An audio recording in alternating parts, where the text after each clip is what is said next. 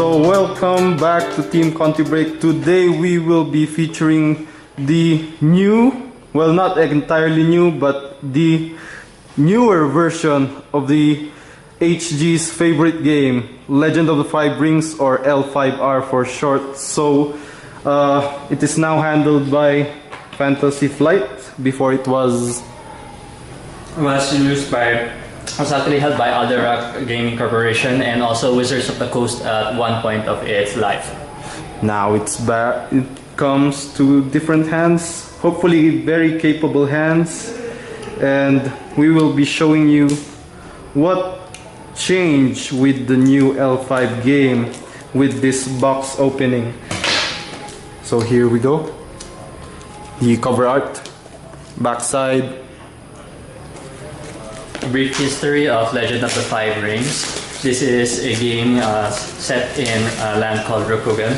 It is mainly of, let's say, Japanese cultural benefit background. So here, advertisements for the other games. Other games. So here you have one learn to play or booklet.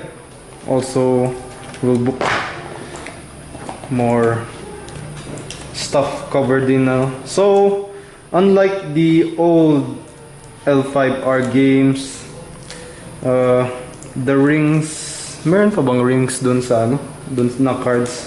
For now there are no rings. Actually, what happened is that the rings before used to be cards. Now over here they're tokens. We'll explain exactly the mechanics of this layer. And over here we have, for the violet tokens, these are fate tokens. And for red, we have honor tokens. This on the top over here, these are honor dials, which we will assemble in a while. And of course, this is the going first token. So there you have it. First, let's look at the rings. So the rings start with First, this is the Ring of Water. It has two sides. One is what we call the military side, which is all red. And next is the political side, which is blue. So this has actually a use in the game. We'll explain this much later. And now we have also, of course, the Ring of Air, following by the Ring of Earth, and now Fire. And last, we end with Void. So now we have our 5 basic rings as tokens right over here. So next we will be looking at the honor tokens and the fate tokens, which are very important parts of the game, as well all parts are. So fast forward, we will be bringing you from this to that. So here are the honor tokens, exactly 50 pieces of the honor tokens, same back and front art. So as you can see from here, 50 honor tokens. This is the going first token, which will be passed around as the game continues. Again, same, I think it's the same writings, same, yeah. This, how much? We have 40 of the fate tokens. Again, 40 fate tokens. And here are the honor dials, which are also new to the game as with the fate. So here, you can like spin it around. It's 1 to 5, 1 to 5, and there's one blank over here. So you will have 2 sets of honor dials and 50 honor tokens and 40 fate tokens and 1 going first token. So we have set up the kinds of cards which are included in the base set. So unlike the former L5R game, we now only have 7 clans plus 1 neutral clan. Those 7 clans include the crab, the crane, dragon, lion, phoenix, scorpion, and the unicorn. where now the Mantis clan and Spider clans are now missing. So first, we have the Dynasty cards, the ones with the white borders, white backings. So these are your personalities. Yes, as usual, you have personalities in deck, and as always, you also have a few holdings as well. We'll get to exactly how we use holdings later on. There are actually several more card types, like let's say battlefields and let's say Imperial cards. We'll get to that later when we're playing the game. So these are your personalities. And next, these are your strongholds and provinces. So unlike the former stronghold, this is now your new stronghold. Let me clear that up for you. There you go. So the new, what is this? That is your province strength. Actually, this adds to the province strength because your actual provinces would be this card. So your provinces actually have an actual card, wherein over here it gives 4 province strength. This one is in addition to the province strength. So if you combine these two together, this is at 7 province strength. Here we go. So here you have your starting honor, and here you have your influence points, which we'll be explaining later. So next is your third type of card, the conflict cards with the wood-like something background. Backing, yes. Yes, backing. So here you can see that it also has attachments, personalities. It can be in the form of the character, so it can stand alone, or it can be an event, like this card here.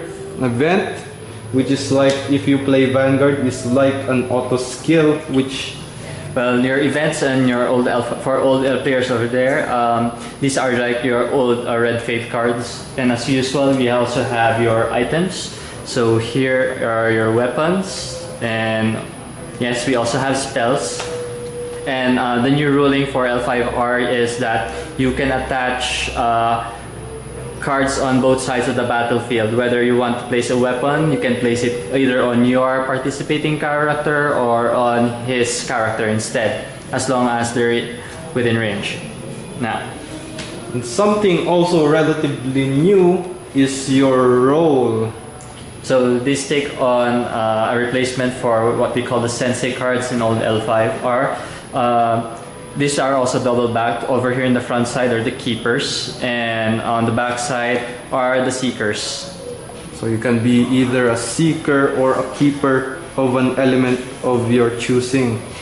And finally is one very familiar to old L5R players, the Imperial Favor, which is taken by the player who...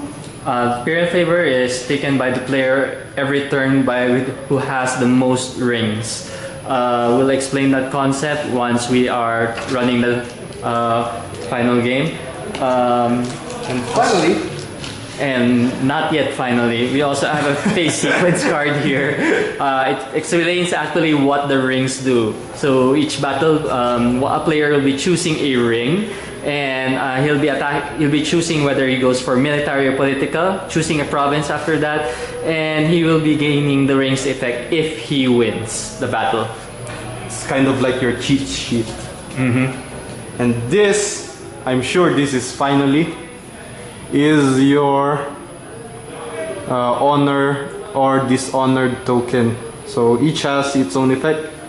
Back to back, you have, I don't know how many copies, but that's a lot. So there you go.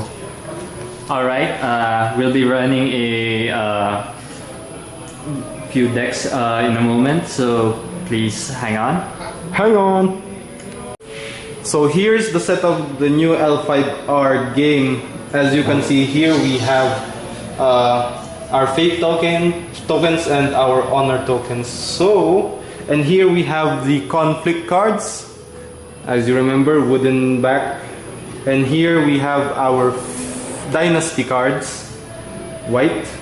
Here we have our province cards, as you can see, with the bamboo leaves at the top and the mountain something something. And here is your stronghold. Here is our our dials, and here is the Imperial Favor. And here in the middle are the rings. So starting on the deck builds first, usually we're just going to play the decks as is out of the box, but typically is an actual deck of L5R is 40 cards minimum and 45 cards maximum. Also, if you notice that we have another backing over here in the cards, this is your provinces. So a while ago, actually I mentioned that provinces are actually cards right now. So once a province is attacked, it's the only time that one of these cards will be flipped up. Now, so typically you have 4 provinces and also 1 province at your castle or your stronghold. For a player to be able to attack the stronghold, at least 3 of the provinces must be broken. So let's explain the provinces first. So let's say you have a province over here, and this is the province strength right over here on the top left. You have the province strength. Whenever a province is broken, what happens is that we just invert the card. So that means that the province is broken and it still holds dynasty cards. Not like in the old L5R, when a province is broken, you can no longer refill it. Here in the new game, you can still refill the cards. The only difference is that if the province is broken, at the end of the turn, you must discard any card that is still there. So it means you can't keep cards at broken provinces. Now, as mentioned earlier, we have here your conflict cards. Then here, the white is your dynasty cards. Over here are your honor tokens. And here are the honor and also the playing first. To decide who actually plays first is that you have actually 2 sides of the ring tokens. So just pick up any ring and just declare if you're military or honor. So if we flip it up like this and I choose honor, yeah, I cheat. I go first. So he will be going first. So the going first token goes here to me. Now, during the first turns, after your very first phase, your dynasty phase, you'll be placing 4 cards from your dynasty deck onto your provinces, 1 for each of your provinces. You'll be also drawing 4 cards initially from your conflict deck. Now, let's say since we're going first, we can now reveal all the cards over here. And we'll be also distributing tokens and honor. Now, I mentioned earlier that we'll be explaining this card more in depth. Right over here, on the right side, you have your influence tokens. On the lower right side, this is for building in non-clan cards into your decks. So some cards have bamboos on them, and they actually limit the cards you can use from outside your clan. Next, in the middle, we have your fate. So what happens here is that this is on every turn wherein your fate pool is let's say you add 7 tokens, for example, to your fate pool. So your fate pool you get from here. Yeah, there you go. Okay. So that's your fate pool. So over here, I will be having 7. we'll be distributing 7 tokens each for the fate. It's your 7, and this is my 7. And we'll be also adding in honor tokens. 2, 4, 6, 7. Yeah, it's an extra one. So we have 7 here. I will be having an extra fate token since I am going second. Yes, and now let's distribute the honor tokens. So for Lion, he starts the game with 12 honor tokens, and over here you can see it. So I will be giving him 12 of these. So this is 7, 9, 10, 11, 12. And I'll be also getting from this pile. So the importance of the honor is once I reach 25 honor tokens, I instantly win the game. And if I reach 0 honor tokens, I instantly lose the game. Now what's interesting about this game is that there's also a mulligan. So what happens here is that you can change any of the cards that you have on your dynasty back to your deck. So I'll be changing these since they have quite high costs. So I don't want those staying. They'll just consume my fate.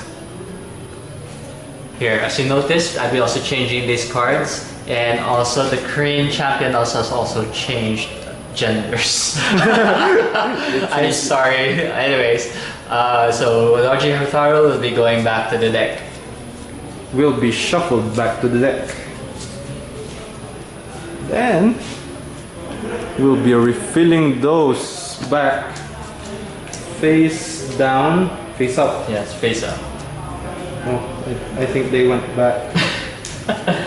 Oh well. Okay. Now, since I have the going first card token. Yeah, just 4. Since I have the going first token, I'll be bringing in a personality into play as my first action. So what happens here is that I'll be paying the cost for the card. So I'll be bringing in Kakita Keizin. So I'll be paying 3 fate tokens for him. Now, what's interesting here in L5R is that characters have a lifespan.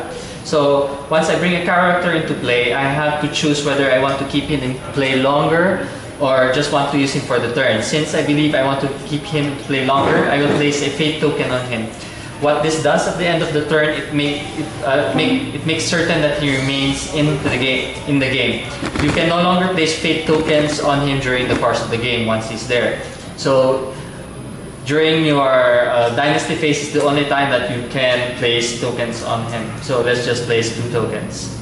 And now, My turn, unlike the old L5R games, all turns happen at once. So here, I'll be putting out Obstinate Recruit, costing 0 fate tokens, so this will retain. Then I instantly fill up my province card.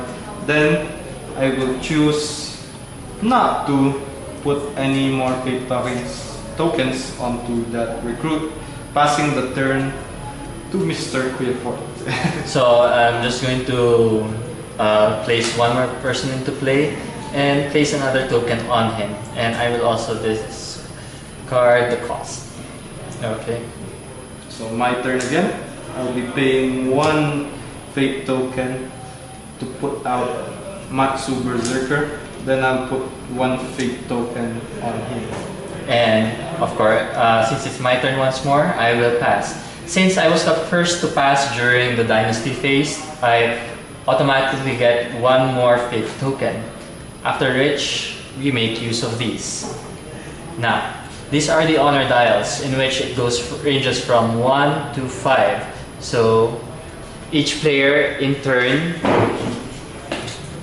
So now, there you go. There you go. Each player in turn will be secretly choosing a number from these dials. Then we will be revealing them. The player with the, let's say, the highest total has to compare it with the player with the lower total.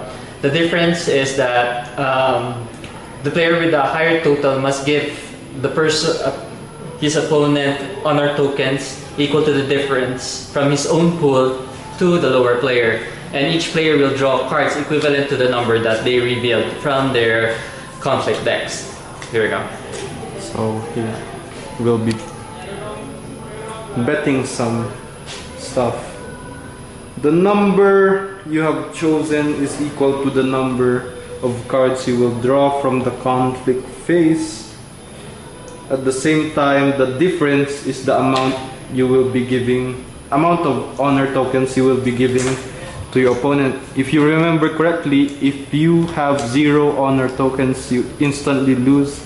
And if your opponent has 25 honor tokens, he instantly wins. So here. So here. I have 3, he has 2.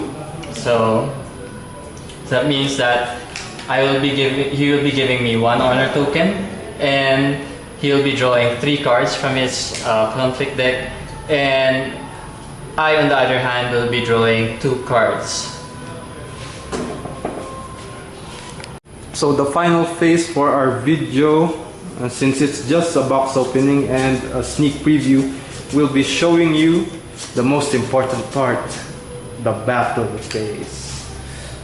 Alright, since I'm going first, and obviously I'm Crane, so since we're just having one battle, what I'm going to do is that I'm going to assign Mr. Kakita Kizin to attack a province. Now, I'll be choosing one of these rings, and on one side of the ring is a military, and on the other side is political battle. So I'll be choosing political battle. And let's say for this instance, I'll be choosing the Void Ring. The Void Ring has a ability wherein if I win a battle, I may choose one character and remove a fate token from it if I win. So now I'll choose a political, the political side of the Void Ring, and also choose a province. I'll place it on his province, and I'll choose the person attacking. So this will be the person attacking that province. Now, once I attack the province, he automatically reveals the province face up. I will reveal this province card, and it says that during a conflict at this province, I am able to draw 1 card. Now, after that, he can assign defenders. Now, what's unique in L5R now is that when you assign people, even defenders can no longer join future battles. So, there's also a resolution phase for defenders, for you all L5R players there. So, I'll attack there. I will be defending with these. And also, one additional rule that we failed to mention was that if it has a bar on the card, it cannot actually join those battles. So, oh no! It cannot join the political battle. So as long as you have a 0 there, you can join the political battle. But if you only have a dash on the character, he cannot join those specifically kinds of battles. So since he is the defender, he always gets the first action. Where's my tokens? There you go. So here I have still 7 tokens to spare. So my first action will be to place this. I will play a card from my hand, an attachment. I will pay the cost, which is 1. Then attach it to this obstinate recruit to give it +1/+1 political ability. Now, what I'm going to explain over here why we did the battle is like we want to explain the honor tokens. Over here I have an action called Way of the Crane. It says choose a crane character you control and honor that character. So I'm going to get an honor token from here, and I am going to place an honor token on that character. What happens here is that we have a stat here called Glory. So as long as the character is honored, he gets a corresponding bonus to both his military and political skill equal to the glory that he has. So this character now has, for this battle, since it's political, we'll be only using the political skill. So he's now at 4 political skill. And your turn? Unfortunately, Lion is not the most politically oriented clan, so quite the disadvantage. I will play instead Master of the Spear, costing 3 fate tokens. And something unique now to notice is that you now can play, there are actually character cards that are in your conflict deck. So it's like, in my hand. Yeah. But of course, he still has to pay all the costs required. I have 3. Now, also interesting thing, Lion player is now at 3 political skill, and I'm at 4. I'm going to pass. So he will pass, giving me an opportunity to add 1 more card to the play. I will add 1 more character card, the Vengeful Oathkeeper, tying our political skill at 4 each. Since we're both at equal, the defender will still lose battles that are equal. I would also like to, we are going to actually have a duel here, because the two duels are actually a special part of L5R. Now, I'm going to challenge a character participating conflict to a military duel, even though I'm using political battle. So I'm going to challenge his smallest person, which is this one, to a political duel. If he loses, I can send him home. Now, this is also another reason where the dials come into play. Now, what happens here is that we will be adding a player will be choosing exactly how much he wants to play, what number he wants to choose over here. Now, the difference between the dials is that the higher your number, the difference is that you'll be giving your honor to the opposing player. So if you really want to win, you just place it at 5 and give him honor. But of course, you'll be able to fuse the effect, but you'll be losing more honor.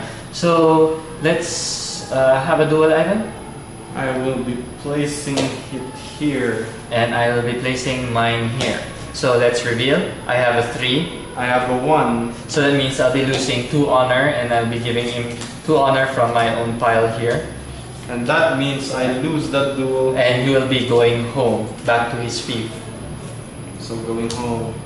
So Ivan, your turn. Well, it seems I cannot do anything more. So what happens is I will pass. And now, a unique thing about the new L5R is that no characters actually die. So this happens at the end of the turn, actually. So what happens here is this province is reversed, and once a province is reversed, you can no longer use skills or abilities on that province. It can also no longer be attacked. And during the end of the turn, any dynasty card that is there that was not bought, or any card that's still there, is discarded, but is also refilled at the next opportunity. Now let's move to the each player can declare a military and a political battle. So that means there are up to 4 battles per turn, 2 for each player. So we will be moving to the next phase. Yeah, we'll be moving to the next phase. Alright. Go. Now, during the next, this is called, what phase is this called again? I think it's the dynasty phase. Another dynasty phase? Clean up phase. Yeah. Let's just say call it the clean up phase for now. Anyways, any characters that don't have fate tokens from them are automatically removed first. So they're actually discarded from play. In L5R, they say that nothing is permanent. After that, characters with fate tokens actually have 1 fate token removed from each of them. So this is actually pertaining to the lifespan of the character, and it's moved back to the fate pool. Also, any unused rings have 1 fate token placed on them, so that when they're used on the next time, the player using the said ring can get the token. MD? Yeah. So there you have it, the new L5R game. If you are an old player of L5R, you can say that it's not quite different. I mean, it's not quite different from the old way of playing it, but there are major changes that have been made that make it an even more unique card game than before. So overall, if you are an old L5R player, it's not that hard to relearn the game. And I think Fantasy Flight made a very good move in changing some parts, but some parts players can very much disagree, like the changing of genders of the Crane Champion, which is a very controversial, of course. So there you have it. Thank you very much for watching our video, and may you have the Imperial Favor. Thank you very much. Have a nice day.